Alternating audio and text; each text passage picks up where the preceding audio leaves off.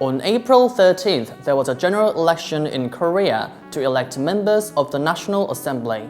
It is believed that this election would change or maintain the political situation. But did you know that a general election in the United Kingdom changes head of government? Hello, I'm Billy. When it comes to democratic systems, there are mainly two democratic systems. They are presidential system and parliamentary system. Some countries practice presidential system and some countries do parliamentary system. For example, presidential system can be found in the United States and South Korea, and parliamentary system can be found in the United Kingdom and Canada.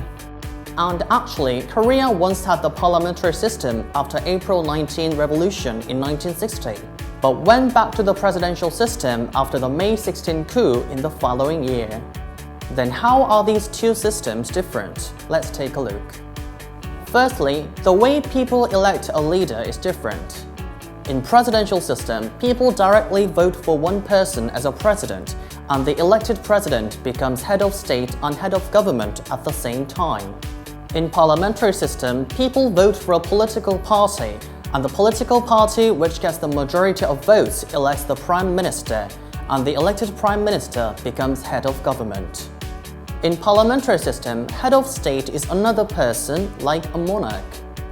Secondly, there are three pillars of the government, which are executive, legislature, and judiciary. And in presidential system, the president is independent from the legislature and usually in charge of the executive. So the legislature passes a law, and the president enforces the law. And the president directly appoints ministers. Ministers can be elected even if they are not from the legislature, so the president has more options. In parliamentary system, executive and legislature are interconnected because the prime minister is the member of the legislature. So the prime minister enacts and enforces a law with the legislature. Ministers are also from the legislature, so the chief executive prime minister is highly dependent on the legislature.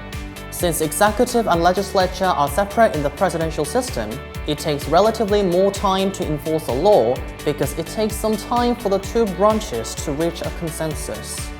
But in the parliamentary system, a law can be enforced relatively quickly because executive and legislature are interconnected. But in emergency, things are different. In the presidential system, the president can independently give directions. So the government can react to emergency situations relatively quickly. But in the parliamentary system, the prime minister is not independent and there is a process to be followed. So it takes more time for the government to react to emergency situations. Lastly, in presidential system, a fixed term is quite ensured for the president. And it is difficult to remove the president from power, so the political situation is relatively stable. But at the same time, that could lead to making a lame duck president. And since the president can have the most power, a dictatorship could happen.